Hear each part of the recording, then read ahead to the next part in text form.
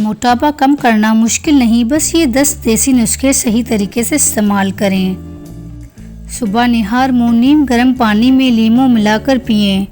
रोज़ाना कम से कम 30 मिनट तेज़ चहलकदमी करें। मीठी चीज़ें और कोल्ड ड्रिंक्स बंद कर दें। खाने में सलाद, खीरा और सब्जियां ज़्यादा इस्तेमाल करें।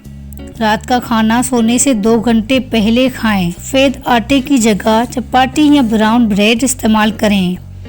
दिन में ज़्यादा पानी पिएं ताकि जिस्म हाइड्रेट रहे।